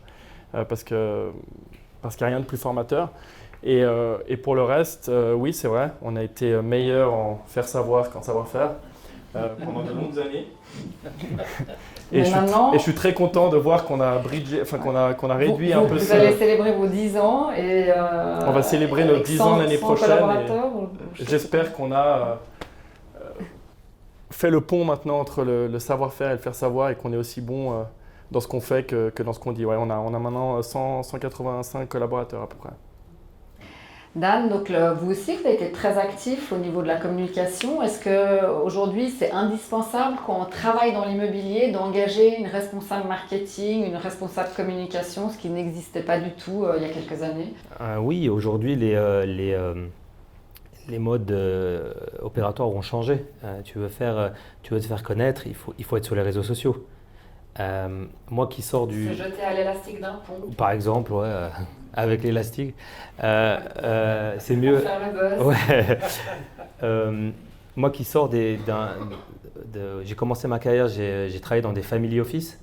On a fait beaucoup d'investissements immobiliers dans toute l'Europe. J'ai géré des fonds d'investissement immobilier où en fait la culture c'est la discrétion totale. Alors mon partenaire Michael Layani, qui était mon cofondateur, un jour il m'appelle, il me dit mais dis-moi, tu vas faire un peu de pub ou... Je dis non, moi toujours un peu discret et tout, mais c'est pas du tout le même business. Il faut crier sur les toits tout ce que tu veux, sinon on va pas te connaître. Donc depuis ce jour-là, chaque fois qu'on achète un immeuble ou qu'on crée une nouvelle feature sur notre plateforme, alors il y a on en parle dans tous les journaux et on en parle dans tous les websites pour qu'il y ait le plus un maximum de bruit. En fait. Même chez Michel Denisot d'ailleurs. Ouais, exactement. Alors peut-être quels ont été les plus grands écueils que vous avez eus quand vous êtes lancé? Peut-être votre plus grande difficulté, Edouard, c'était quoi? Je dirais, moi franchement, c'était peut-être donner le tour parce qu'il y avait beaucoup de choses à faire. Mais non, alors on s'expose évidemment aux critiques quand on est très visible. Donc, évidemment que je m'expose aux critiques. Moi, la plus grosse difficulté que j'ai, c'est que malheureusement, je parle français à côté de la France. Donc évidemment que mes vidéos sont vues un petit peu par des Français. Et bon, malheureusement, c'est très, très mal compris ou accepté là-bas parce que je dis n'importe quoi pour eux. Ils se disent, il y a encore un gars là qui dit n'importe quoi sur Internet parce que ce que je dis pour la Suisse, c'est pas valable pour la France. Donc voilà. Mais c'est majoritairement les critiques que j'aime. Sinon, franchement, j'ai jamais eu tellement de problèmes. J'ai jamais eu de contraintes ou de critiques importantes parce que voilà, j'essaye de dire ce qui est juste hein, et je dis ce que je maîtrise ou ce que j'ai testé ou ce que j'ai vu ou ce que j'ai accompagné. Donc voilà. Alors si vous deviez donner un conseil ici dans la salle à ceux qui voudraient se lancer dans l'immobilier, Cyril, ça serait lequel? Ne le faites pas. Non. Moi, je suis un ambassadeur de l'immobilier parce que je trouve que c'est un métier magnifique. Donc, je dirais que comme dans tout, il y a un moment où il faut se lancer. Par contre, voilà, dans l'immobilier, on l'a expliqué tout à l'heure, on parle souvent de montants qui peuvent vite être importants et donc faut être sûr de son coup. J'ai toujours dit à mes équipes au fil du temps, j'ai dit pour pouvoir faire que des bons deals, il faut en rater les très bons. Voilà. Et c'est la réalité. Ça veut dire que rater des bons deals, c'est pas grave. Parce qu'en ratant des bons deals, on sait qu'on va éviter la majorité des mauvais deals. Et donc, il faut être très sélectif. Et je pense que si quelqu'un veut se lancer, il faut se lancer. Il faut essayer. Si vous avez un bon deal, venez me voir. On fera ensemble. Ne pas avoir peur de l'échec, du coup, être résilient. Ne pas avoir peur de l'échec, ouais, exactement. Et puis, ouais, c'est toujours la même chose. Faut travailler une fois qu'on connaît son sujet. Ou en tout cas, quand on le connaît le mieux possible, je pense qu'on peut être plus pertinent. Dan, alors pour ceux qui ne connaissent pas leur sujet, quel conseil donneriez-vous? Il faut que vous vous entouriez des bonnes personnes. Quand on pas rentre des de... banquiers, Non, alors non, pas du tout. Non, je rigole. Il parlait de Foxton. C'est pas les banquiers. Non, c'est... techniquement, il faudrait des personnes qui sont bien alignées à ce que toi tu cherches. Tu vois. C'est-à-dire que se lancer comme ça dans l'immobilier, dire je vais acheter un appart ou je vais acheter un immeuble, il faut quand même connaître, donc il faut se faire accompagner. Nous, typiquement, la problématique, c'est qu'on avait il y a des millions de personnes en Suisse qui souhaiteraient investir, mais qui n'arrivaient pas pour 3 raisons. Ce n'est pas que les fonds, et ce n'est pas que le temps qu'ils n'ont pas, c'est qu'ils n'ont pas les connaissances. Et alors, on peut apprendre, on peut toujours apprendre, mais savoir que quand on va dans un immeuble, il faut aller checker les chutes d'eau pour voir s'il n'y a pas des fuites, envoyer un expert, faire une évaluation indépendante pour être sûr que le prix que je paye est juste, négocier l'emprunt hypothécaire à la banque. Enfin, il faut avoir des connaissances quand même. Donc, la meilleure façon, nous, en tout cas, ce qu'on a apporté, c'est une équipe de pros qui vous tient par la main et qui vous dit, en fait, voilà, pour cet investissement immobilier, on a analysé 100 deals, on en a gardé 2. Cet investissement, on pense qu'il est bien parce que A, B, C, si ça ne t'intéresse pas, tu n'es même pas obligé d'investir. Maintenant, si ça t'intéresse, voilà toute notre analyse. On a 20 ans d'expérience immobilière personnellement et l'équipe, si on additionne, on a plus de 100 ans de connaissances. Et en fait, on vient et on dit, voilà pourquoi on a fait ça. Ensuite, on a une qualité en fait institutionnelle d'acheter l'immeuble, venant tous du monde institutionnel. Donc, on a une évaluation qui est faite par des indépendants. On a une technique, une analyse technique. On va dans l'immeuble avec des professionnels qui tapent dans les murs, qui vont chercher l'humidité, le toit, les fenêtres, les cuisines. On fait un rapport, on dit voilà combien il va falloir investir. Et puis, on a une analyse financière qui est béton avec des grandes protections. C'est-à-dire, on imagine que pendant toute la durée de la détention du bien, l'immeuble est vide à 5%, par exemple, ou à 10% vide. Donc, ça veut dire qu'on a des réserves si jamais ça se passe mal. Et on amène en plus toute la négociation avec le vendeur et toute la négociation avec la banque. Parce qu'il faut aller négocier à la banque un prêt. Donc, moi, la meilleure, c'est pour ça qu'on a, entre guillemets, ce succès, c'est parce qu'en fait, les gens sont chez eux à la maison, ils ne sortent pas, tout est technologique, ils investissent. Et puis ils sont accompagnés par une vraie équipe de pros qui essaie de ne pas faire trop d'erreurs. Et je pense que le conseil que je donne, si vous voulez vous lancer seul, alors soyez accompagné des bonnes personnes pour bien négocier le prix d'achat. Comme je vous ai dit, c'est le prix d'achat qui compte. Bien négocier à la banque et puis s'assurer que l'immeuble, dans la localisation, il va être tout le temps plein avec des bons loyers et que ça va durer et qu'il va tenir debout, quoi. Et suivre la formation d'Edouard. Ouais, ça c'est top. Regardez mes vidéos. Et une conférence prochainement. François, le 2 novembre. Alors maintenant, je voulais faire chanter le public un peu, je vous embête, mais je voulais leur faire chanter la chanson de Patrick Juvet, Où sont les femmes? Parce que je vous embête un peu, mais Cyril, vous êtes 4 hommes associés, Dan, 2 hommes associés, Edouard est seul garçon associé. Pourquoi il n'y a pas plus de femmes qui se lancent dans l'immobilier avec lesquelles vous auriez pu vous associer? Alors, et après, si j'ose répondre, tu parles d'associés, mais ce n'est pas que associés, c'est aussi dans la structure. Aujourd'hui, on a fait encore quelques recrutements récemment et on m'a montré des chiffres, là encore pas plus tard qu'hier. Chez Foxtone, il y a 40% de femmes. Au début, on était une équipe de football et puis mes investisseurs m'ont dit c'est vraiment une équipe de foot. Il faut quand même commencer à chercher. Et ce n'est pas qu'on cherchait pas des demoiselles, c'est qu'en fait, on ne recevait pas les CV. Il n'y avait pas de CV. Pourquoi les femmes ne se lancent pas plus dans l'immobilier? En fait, il y a une sorte de barrière, comme je dirais, un peu naturelle, comme ça, qui dit ne nous envoyez pas les CV. Donc, on a mis un moment, on cherche employés et eux, tu vois, pour dire on cherche des filles aussi. Et elles sont excellentes et on a 40%. Alors aujourd'hui, pourquoi je ne suis pas associé avec une dame? Ça s'est fait comme ça. C'était autour d'un café, on a écrit derrière une serviette et puis on s'est associé et puis ça a démarré. Mais l'occasion n'était pas juste là. Mais voilà, je pense qu'on est assez content. On a quand même des 40% de femmes dans la structure. Ouais. Edouard, vous voulez réagir? Ouais, je pense que, et d'ailleurs je suis très surpris par rapport aux personnes qui me suivent, ou surtout aux personnes qui sont membres du programme d'accompagnement que j'ai. C'est, à mon sens, les femmes sont là, elles font juste moins de bruit, elles sont juste moins visibles, mais clairement elles sont là. Et comme l'a dit Dan, c'est 40% de femmes chez Foxtone. Nous dans le programme, il y a énormément de femmes, j'ai pas le pourcentage en tête, mais beaucoup plus que ce que j'aurais pu penser, parce que les gens qui m'écrivent très souvent, c'est des hommes qui me posent beaucoup de questions, beaucoup moins les femmes, mais elles sont là quand même, mais plus en sous-marin, je dirais, et moins visibles, quoi. Et Cyril, les femmes osent prendre moins de risques peut-être, c'est pour ça que vous ne les avez pas intégrées dans votre... Non, je pense pas. Bon, je pense que nous, il ne faut pas oublier, on a commencé quand même par le domaine de la construction, et là c'est vrai qu'il historiquement, c'est quand même un domaine où il y avait beaucoup de travail manuel, compliqué, lourd, difficile. Et donc là, historiquement, il y avait plus d'hommes dans le domaine de la construction. Mais on regarde, si vous regardez les statistiques, chez Suisse Rock aussi, vous avez une très bonne proportion de femmes. Et même maintenant, dans les comités de direction, comités stratégiques, il y a une proportion de femmes relativement importante. Après, je sais que tu adores ce sujet.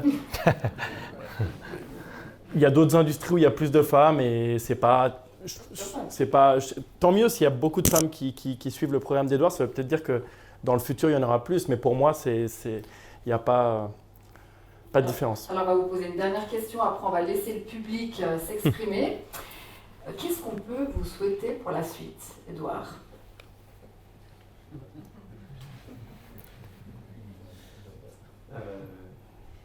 De réussir comme nos deux confrères. J'ai pas du tout réfléchi à cette question. Ouais, effectivement, de réussir comme mes deux confrères ici, qui cartonnent dans leur domaine, ouais. Voilà, quoi, moi j'essaie de faire du mieux possible, mais tout est récent en fait. Tout ce que je fais, je découvre au fur et à mesure de ce que je fais. Donc j'essaie de corriger le plus rapidement possible. Alors j'ai la chance de pouvoir aller vite parce que du coup on est tout petit, mais voilà, j'essaie de faire au mieux, mais ouais, de continuer d'avoir un maximum de croissance en matière d'abonnés et de likes, et voilà, la visibilité crée des opportunités. Atteindre les 2 millions de followers, c'est un rêve. Ouais, 2 millions de Suisses romans, ouais. C'est compliqué, mais... Cyril, qu'est-ce qu'on peut vous souhaiter pour la suite ? Que ça continue. Moi, j'ai la chance d'avoir monté ce business avec trois très bons amis. Quand on est autant impliqué dans son travail, je trouve que c'est important de le faire avec des gens qu'on aime. Et nous, on a beaucoup de chance de s'entendre aussi bien tous les quatre. J'ai un boulot que j'adore, j'ai un boulot qui est très intéressant, j'apprends tous les jours, chaque jour est différent. Et donc voilà, si déjà on peut continuer sur cette voie, c'est pas mal. Donc garder l'harmonie dans l'entreprise. Et Dan ? Alors, pour ma part, je dirais plutôt que tous nos rêves se réalisent. On est des grands rêveurs.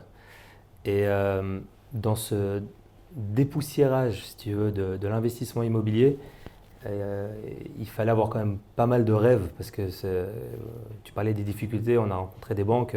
Il y avait le board, tout le conseil d'administration de la banque, il rigolait quand on présentait. Donc c'était vraiment, il se marrait, c'était la grosse blague. Et en fait, on a l'ambition en fait, d'arriver à laisser vraiment participer un maximum de personnes. Donc un des rêves qu'on a, c'est de réduire le ticket d'investissement, aujourd'hui qui est environ à 10 000 francs, au plus bas possible, quoi. Comme ça, tout le monde peut investir. Vraiment démocratiser. Total. Et en plus de ça, arriver, alors là c'est encore bien plus complexe, mais je pense qu'on est sur la bonne trajectoire, à ce que les gens puissent échanger de la façon la plus technologique possible. Donc avec son téléphone portable, j'ai acheté 500 francs de l'immeuble à Lausanne, tac, je clique, je le vends, il y a quelqu'un d'autre de l'autre côté qui achète, et faire une sorte de bourse en fait européenne, si tu veux, de l'immobilier, qui est les meilleures opportunités. Parce que, comme je te dis, je travaillais pour des fonds d'investissement, on avait des opportunités, c'était indécent les chiffres qu'on arrivait à créer. Mais nous, on prend ces mêmes opportunités-là, identiques, et on les propose à tout le monde. Et on fait de notre mieux pour arriver à ce qu'ils puissent s'échanger aussi ça, ils puissent mettre des petits montants, ils puissent, avec 100 000 francs, ou disons 50 000 francs, investir dans 5 projets différents, être alloué, diversifié dans 5 projets différents, que ce soit de la dette, que ce soit de la rénovation énergétique, que ce soit l'achat d'un immeuble à Bulle ou à Genève ou à Lausanne. Et donc, notre rêve, finalement, c'est d'arriver à démocratiser totalement l'investissement immobilier et le liquéfier, pouvoir rentrer et sortir en un clic. Donc une bourse, l'harmonie, des followers, c'est ce qu'on vous souhaite en tout cas. Et puis maintenant, je vais laisser la parole au public. Le micro est là. Qui se lance ? Je sais que la première question est toujours très difficile, mais je suis sûre que vous avez plein de questions à poser. Sinon, on va devoir aller boire l'apéro tout de suite. Pardon. Voilà. Bonsoir. Quel est le futur de la valeur locative, si elle va changer ou pas, et quelles pourraient être les conséquences ? Alors c'est peut-être une question pour Cyril. Tu es fort en valeur locative. Là, vous parlez de la valeur locative théorique ou effective? Non, de la valeur théorique calculée ou de la valeur. En fait, il y a eu un projet de loi à Berne d'enlever la valeur locative, c'était ça. Taxe. Ok, au niveau taxe. Bon, on voit aujourd'hui que cette proposition vient avec une contrepartie, hein, qui est que, si je me rappelle bien, on supprimerait l'impôt sur la valeur locative contre la suppression des déductions sur les rénovations des biens immobiliers. Alors je dirais que d'un point de vue d'un développeur, c'est pas une très bonne nouvelle parce que nous, on ne garde pas le bien longtemps, donc on paye pas de l'impôt sur la valeur locative longtemps. Et en revanche, on arrive à déduire des frais de mise en valeur. Par contre, c'est plutôt, je pense, une bonne nouvelle pour le privé et le privé propriétaire. C'est un impôt que j'ai toujours trouvé qu'il y avait assez peu de fondement. De continuer à payer un impôt locatif sur un bien dont on est propriétaire, c'est particulier. Donc je pense que c'est plutôt une bonne nouvelle, en tout cas d'un point de vue acquisition. Merci. Est-ce qu'il y a d'autres questions dans le public? Ah, vous voulez? Allez, rebondissez. Qu'est-ce que ça peut avoir comme influence C'est comme ça le micro. Il faut le mettre en Je face. sais En pas, fait. Il marche pas, je est-ce crois. que quelqu'un Voilà. s'occupe des micros? Qu'est-ce que ça pourrait avoir comme effet sur le marché? Je dirais que ça réduit ça réduit les montants de charges apportés pour un propriétaire. Et donc, on peut imaginer que ça va permettre à plus de propriétaires, à plus de gens d'être propriétaires. Donc, ça va rendre l'achat un tout petit peu plus attractif que ce qu'il est aujourd'hui. Voilà. Merci. Parfait. Est-ce qu'on a d'autres questions dans le public? Ah, voilà. Alors, je passe encore le micro, puis après, si Cassandra veut bien passer le micro à ma place. Est-ce que j'ai talon? Non, Cassandra a disparu. Merci pour ces explications très intéressantes, des parcours différents, mais très, très intéressants. Moi, j'avais une question pour vous en ce qui concerne le financement. Hein, on est passé d'un mode de financement à grand-papa, on allait emprunter, et puis il fallait surtout rembourser par garde de dette, etc. Après, on a vu les assurances qu'on commence à trouver intéressant de faire du financement de biens locaux, biens immobiliers, parce qu'il fallait faire tourner l'argent. Vous, en tant que professionnel, quelles sont vos pistes de financement et comment est-ce que ça va évoluer? La question est pour. La question est... Celui qui se sent à l'aise de répondre. Je peux, hein? Ok. Edouard. Alors, il y a effectivement l'endettement, c'est une très, très bonne question. Donc la question du financement, comme l'a dit Cyril avant, c'est un gros effet de levier qu'offre l'immobilier, bien sûr. Et aussi, ce que je remarque avec ma communauté, qui est aujourd'hui entre allez, principalement 25-40, je dirais, sur les réseaux sociaux. Ça dépend des réseaux sociaux, mais voilà. C'est clair que la relation qu'on a à l'endettement, donc ma génération, la génération qui me suit, par rapport à la génération d'avant, ou deux générations avant, elle est très, très, très importante. Là où aujourd'hui, on aimerait plutôt profiter de cet endettement, les avantages qu'offre le financement et l'endettement en Suisse, parce que oui, il y a des avantages fiscaux, mais pas que. Et par rapport à la génération d'avant, qui effectivement s'endettait et voulait rembourser le maximum le plus vite possible pour être libéré et devenir 100% propriétaire de son bien immobilier, comme on aime bien dire en Suisse. Donc voilà. Après, je pense que sur le financement de manière générale, on est quand même très safe en Suisse avec des calculs assez conservateurs. Hein. On l'a évoqué tout à l'heure, mais voilà, quelqu'un qui, et c'est intéressant, les taux d'intérêt ont fait peut-être x2,5, x3 maintenant. Mais quelqu'un qui pouvait acheter il y a 2 ans avec des taux à 0,8 a exactement le même calcul aujourd'hui avec des taux à 2,8 voire 3. Donc en fait pour lui ça ne change strictement rien, c'est que dans sa prise de décision à lui que l'impact des taux d'intérêt réels affecte sa prise de décision, c'est tout. Peut-être un complément à ce que tu dis, Edouard. En ce qui concerne les développeurs immobiliers, la source de financement, c'est les banques, mais il faut comprendre aussi ce qui se passe, la mécanique qui est en train de se mettre en place là sur le marché. Et c'est pour ça que nous, on est très actifs là-dedans, on prête aux développeurs immobiliers. Ils font donc appel à des capitaux privés.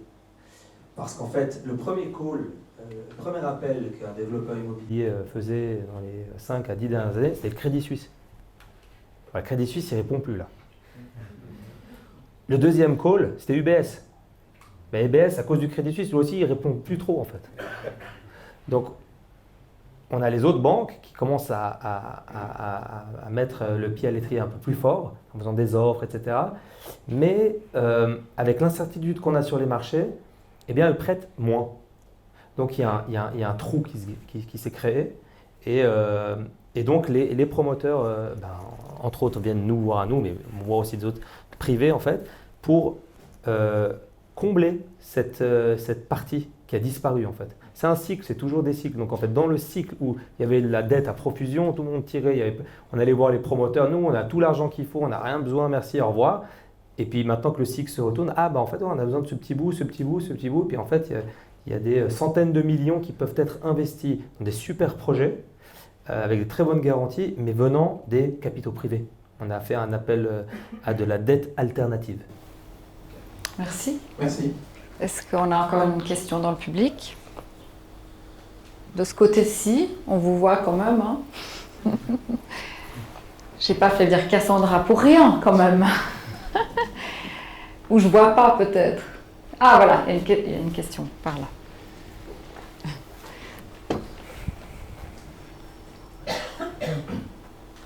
J'aurais une question, mais avant de commencer, je voulais vous remercier Edouard Claire et notamment Dalama pour la démocratisation de l'accès à la propriété et à l'information, surtout pour l'immobilier. Parce qu'au fait, c'est génial. J'ai pas encore eu l'occasion de regarder vos vidéos, Edouard, mais je voulais revenir sur quelque chose que vous avez dit, que je partage pas forcément. Et je voulais avoir votre avis dessus. Vous dites que l'investissement immobilier aujourd'hui est une classe active intéressante et vous la recommandez, même au vu des niveaux des taux aujourd'hui. Si je prends l'exemple de Genève, parce que comme vous l'avez bien souligné, la plupart des régions sont différentes, il y a des prix d'accès, des prix de rénovation, des prix de revente à terme qui sont différents. Je prends l'exemple de Genève par exemple, avec un 4 pièces, on va dire, à 1,2 million, série, corrige-moi si je me trompe, mais je pense qu'on n'est pas trop loin. Avec un financement usuel à 80%, la personne va avoir à peu près, on va dire quoi, 950 000 d'endettement avec un taux moyen à 3%, on va être à 27 000, 28 500 juste en termes d'intérêt. Je prends les 1% d'amortissement, même si c'est d'épargne différée, c'est quand même une charge effective. On va être à 12 plus les 28 000, on est à 40 500. Je prends un appartement en PPE, on va dire qu'ils vont avoir à peu près 300 francs de charge de copropriété par année, donc ça nous fait 3 600. Donc on était à 43 000, on est à passer 44 000. Aujourd'hui, divisé par 12, ça nous revient à un peu moins de 4 000 francs, alors que sur le marché locatif, on peut avoir des 4 pièces à 2 500, 3 000 francs. Je trouve qu'aujourd'hui, en termes de fonds propres qu'on va mobiliser pour un investissement locatif, c'est peut-être pas la meilleure alternative. Pour une résidence principale, c'est peut-être autre chose, parce qu'il y a l'aspect émotionnel, on a envie de loger ses enfants, il y a potentiellement l'appréciation de l'actif sur le long terme, il y a aussi les déductions fiscales, mais est-ce que c'est vraiment le meilleur moment pour un achat locatif au vu des prix? Encore une fois, Genève est un micro-marché, c'est pas forcément représentatif du reste de la Suisse, mais est-ce qu'avec l'apport de base qui est environ 250 000 francs, on ne peut pas l'investir, il y a un coût d'opportunité un peu plus intéressant avec 3-4% de rendement annualisé, les intérêts composés, c'est ce que ça représente.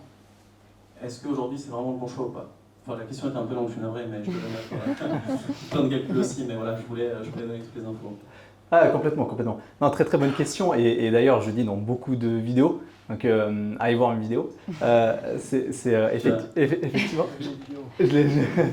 Ouais, c'est dommage.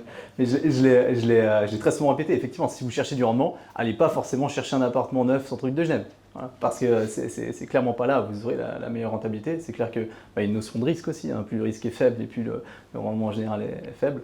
Donc voilà. Mais après, ça dépend aussi de. Aujourd'hui, le couteau est tenu plutôt par l'acheteur que le vendeur, parce qu'il y a plus d'offres sur le marché qu'il y a 2 ans. Donc peut-être plus de négociations. Ça dépend de la projection qu'on a aussi sur le long terme et ce qu'on veut faire de ce bien immobilier. Mais complètement, ouais. Alors il y a des alternatives, oui, c'est sûr.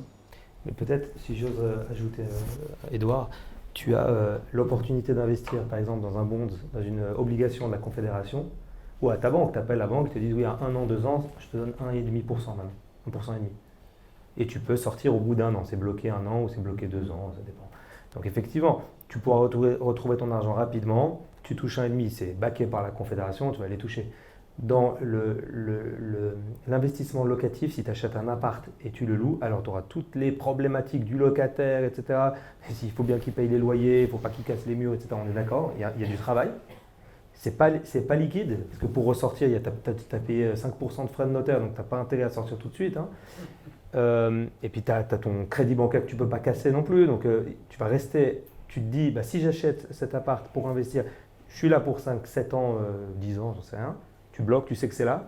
Par contre, ce que peut-être tu as omis, c'est la prestation en capital. Tu es dans ce cycle où, en fait, sur le 10 ans, tu espères que tu prends un X% par année. D'accord ? Et si tu ajoutes ça, ce que tu n'as pas avec le bonds, d'accord ?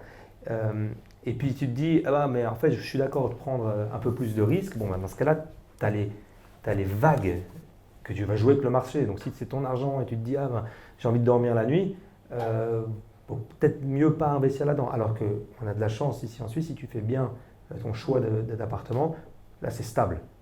Techniquement, nous on a Alexia, c'est une fille qui travaille chez nous, qui est asset manager. Elle est toute seule pour gérer une quarantaine d'immeubles. Il y a des régies qui gèrent les immeubles, puis ces régies reportent à Alexia. Mais parce qu'en fait, c'est tellement stable, et tous les mois, bah, ça bouge quasiment pas en fait. Si c'était, moi j'ai travaillé longtemps à Berlin, depuis Genève, mais à Berlin, on avait une centaine d'immeubles, mais là il y a 10% de tout le portefeuille immobilier qui tournait, il partait, parce qu'il y a tellement de vacances dans la ville, chaque année les gens ils déménageaient. Voilà, là il y a beaucoup de travail, mais ici en Suisse, si tu te dis je vais investir dans un appartement, je mets mes fonds propres, je suis là pour 5-7 ans, j'ai mon appréciation de capital, je déduis le taux d'intérêt et puis j'ai mes loyers qui tombent. Si tu fais le calcul all-in, peut-être que tu es quand même supérieur à ce que tu as. Par contre, ce n'est pas liquide, on est d'accord. Et tout dépend du marché. Pardon ? Ah oui, alors effectivement, merci de préciser, si tu achètes au centre-ville de Genève à 1%, il vaut mieux aller mettre ton argent à UBS ou à Raiffeisen, ils te donnent 1%, ça c'est clair. Parce que là, tu es liquide et puis tu as une autre opportunité qui peut arriver, tu peux réinvestir tout de suite. Tu vois. Après, je déconseille aussi peut-être d'aller à Penzel parce que toi tu habites ici, puis comment tu vas faire pour investir à Penzel s'il y a un problème, il faut aller sur place. Donc, tu prends ta zone de chalandise, tu te dis moi je peux aller jusqu'à là. L'immobilier c'est très local. À moins que tu aies une structure, tu peux pas aller dire ben, j'ai un appart à Berne, un appart à Zurich et un appart dans les Grisons, c'est compliqué à gérer en fait. Aussi bon que les gens à qui tu as donné à louer sont forts en fait, c'est local l'immobilier. Donc en fait, si tu n'as pas la structure, eh bien, tu investis pas trop loin de chez toi et puis tu essaies de trouver l'opération qui va permettre de te rapporter. Mais effectivement, si c'est pour investir à 1%, normalement, va plutôt dans les bonds. C'est là que tu compares en fait, c'est là que tu fais ta comparaison. Donc on a... Pardon. Si je peux continuer, alors le marché secondaire va quand même baisser parce que pour 1%, il y aura peut-être moins de clients. Bah, disons qu'il faut bien faire la différence. Celui qui veut acheter son appartement, ça c'est qu'il a précisé, c'est que celui qui achète son appartement, bah, s'il a les fonds, il achète parce qu'il veut vivre dedans. C'est une autre... Alors, celui qui veut investir, oui, mais c'est les mêmes apparts, c'est le même stock. Et en fait, le stock, il est sous pression parce que les fondamentaux de l'immobilier en Suisse, c'est ce qu'on a dit, c'est qu'il manque des appartements. C'est pour ça que les prix ne chutent pas comme ça. Vous allez en Allemagne aujourd'hui, vous achetez un appartement à la moitié du prix d'il y a 3 ans. Mais parce qu'il y a de l'offre. Parce que c'est quelqu'un qui met la mécanique, c'est je mets mon appart à vendre à 1 million, personne ne l'achète. Au bout d'un mois, je le mets à 950, personne ne l'achète. Et puis il descend jusqu'à 500. Là, quelqu'un lui achète parce qu'il a besoin de l'argent. Et en Suisse, vous mettez votre appartement en vente, là, il y a tellement de demandes que, si je ne me trompe pas, les villas, par exemple, pendant le Covid, elles ont fait comme ça. Et elles continuent de monter. Parce qu'en fait, cette nouvelle façon de vivre, etc., où tu as besoin de plus d'espace et que tu n'es pas obligé d'être au centre-ville, etc., les villas, elles montent. Donc, je ne suis pas tout à fait d'accord. Tant qu'il y a des fondamentaux de l'immobilier qui sont là, la demande, la forte demande, et puis les banques qui suivent, hein, parce que ça va avec. Les exemples que tu as donnés, c'est pour les villas de luxe. Non, pas forcément. Les villas. Les prix de biens de luxe ont vraiment monté. Notamment, on a dit aussi, on parlait des traders qui ont gagné beaucoup d'argent avec la guerre et qui ont acheté beaucoup d'ailleurs sans financement. Avec la guerre, avec le pétrole, tu dis, oui, en fait, tu as enrichis grâce à la guerre. Au conflit ukrainien. Tu as un écart qui s'est créé, les poches d'argent, des capitaux. En 2 mots, hein, quand les gros États et les banques européennes et puis l'Amérique et puis ils impriment des billets, ça fait augmenter la masse d'argent qu'il y a sur les marchés. Quand la masse d'argent augmente sur les marchés, qui rachètent des choses à la bourse pour pas que ça tombe, C'est ceux qui détiennent ces choses-là qui s'enrichissent. Et finalement, ceux qui détiennent ces choses-là, c'est les 5% de la population. Donc en fait, je répète que ce que Ray Dalio a écrit dans son livre. Et en fait, tu te rends compte en fait, qu'en fait, le super luxe a explosé. Mais même le luxe en général, Louis Vuitton et autres, le LVMH, il est devenu le mec le plus riche du monde parce qu'en fait, ça a explosé. Et puis tu as les villas de luxe qui ont explosé, mais tu as les villas normales, où ceux qui peuvent s'en payer, eh bien, ça continue de monter parce que, encore une fois, la demande est là. C'est surtout ça. Merci. Moi, je parlais à Genève secondaire pour investir. Voilà, qui va acheter pour la location. Ah non, mais à Genève, si tu achètes un appart, tu mets en location, alors, ouais, alors Genève, 1 million, tu as dit 1 million de plus ou moins, ouais. Moyenne de façon de Genève entre 1, 2 et 1, 4, parce que c'est en 12 et 13 000 balles le mètre carré, on parle d'un appartement de 100 mètres carrés, comme ça on est OK, 1 million 2, 1 million 4. 100 mètres carrés à Genève, tu vas le louer combien? 3 000 balles? Ouais, 3 4 000 balles, ouais, si tu as de la chance, alors 4 000. Donc le rendement est quand même très faible. Par contre, tu as une probabilité que les prix, parce qu'il n'y a plus où construire et qu'il y a cette demande, continuent de monter. Donc, tu ne vas pas faire du grand rendement. Donc, tu vas acheter comme ça, tu vas dépenser ça. Au lieu d'avoir des rendements comme ça chaque année, tu vas avoir des petits rendements, mais peut-être que la sortie sera beaucoup plus forte que si tu achetais dans un endroit où il y a plus de rendement, où la sortie sera un tout petit peu plus élevée. Donc, ça dépend de ton profil de retour que tu as envie de recevoir. Et à Genève, faire du rendement à Genève, étant donné que les prix sont très élevés, non. À Bulle, tu peux faire des grands rendements. Et puis avec ce qui se passe à Bulle, peut-être que tu peux aussi gagner à la sortie. Donc en fait, l'investissement smart, c'est trouver le risk-return asymétrique, où en fait tu peux perdre pas trop, tu peux gagner beaucoup, et qu'en fait, en misant sur le futur de la localisation, eh bien, tu as des grandes chances de faire plus que ce que tu ferais de l'autre côté. Donc, parce que tu as gagné en plus les loyers. Donc, c'est ça le point où tu veux. Mais si tu veux être sécure, ah oui, centre-ville des grandes villes, mais là, tu ne gagnes plus rien. Plus tu es sécure, moins tu gagnes en rendement. Ok, peut-être qu'on prend une dernière question et après on va se rafraîchir dehors. Ça, ou Cyril voulait rebondir sur... Non, ok. Alors peut-être une dernière question. Voilà. Il y en a une au milieu de la salle. Cassandra. Voilà.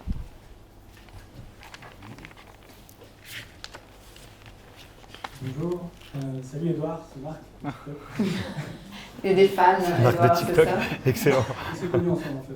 Ah, voilà. Ma question s'adresse à toi notamment, parce que bon, tu dis toujours que le prix des biens immobiliers en Suisse va continuer de grandir avec le temps. Voilà, tu es très positif là-dessus, ce que je comprends. Et tu parles aussi souvent de la latte dans tes vidéos, de l'aménagement sur le territoire. Le truc, c'est, là on vient de passer les 9 millions, hein, c'est un article du 20 minutes, hein, on les a passés, avec près de 37 ans d'avance, c'est ce qui se dit sur les prévisions. Donc la démographie, en fait, va jouer un rôle fondamental dans le secteur de l'immobilier, et je voulais savoir, toi, ton avis aussi, est-ce que ça ne va pas, quelque part, massacrer le paysage de la Suisse?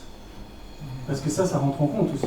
Toutes les constructions qu'il va y avoir. On parlait de bulles, avec les 2400 personnes qui arrivent. Qu'est-ce que tu penses de ça? Comment la Suisse va évoluer? Je pense qu'on a mis en place la latte pour ça. Hein. Et d'ailleurs, la première version de la latte, c'était à peu près ça. Hein. On parlait aussi de la LFIE avant. Et il y a eu un gros problème. D'ailleurs, je fais une vidéo YouTube là-dessus. Je parle que de ça. Hein. Il y a eu un gros problème entre les années, début des années 70 et 80, où il y a eu énormément de spéculation. Effectivement, des immeubles qui se vendaient 3 fois la même semaine, journée. Donc, énormément de construction aussi. En 1975, on construisait plus qu'aujourd'hui. Hein. C'est ça qui a provoqué la crise des années 90 notamment. Et pendant cette période-là, les Verts et la gauche ont commencé à lancer des initiatives qui, au final, étaient les prémices de la latte, qui sont devenues la latte en 1979. Et en 1983, il y a la LFIE qui est tombée.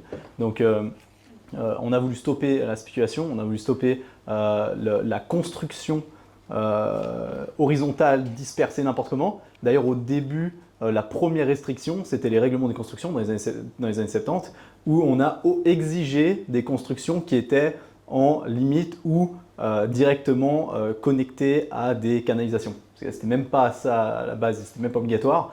Et donc c'est comme ça qu'on a commencé à rassembler les constructions et densifier de manière obligatoire, juridique, législative. Et on l'a cristallisé par la latte, on l'a renforcé par l'ex Weber en 2012. On a aujourd'hui l'interdiction de construire des résidences secondaires. On parlait des maisons qui prennent de la valeur. C'est pas pour rien, c'est qu'à mon sens, aujourd'hui on construit plus de maisons. Mais arrête si je dis des bêtises, mais des maisons individuelles aujourd'hui sur les gros terrains, c'est quand même relativement rare, des maisons neuves, à part dans le luxe ou l'extra-luxe. Donc on a l'activité de construction qui fléchit depuis 2017. Dans ce fléchissement de l'activité de construction, on a une augmentation du nombre d'appartements, une diminution du nombre de maisons. C'est-à-dire que les maisons, franchement, l'objectif, c'est d'arrêter d'en construire.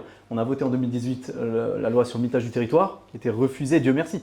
Le prix du foncier aurait explosé. Le prix de l'immobilier en Suisse aurait complètement explosé.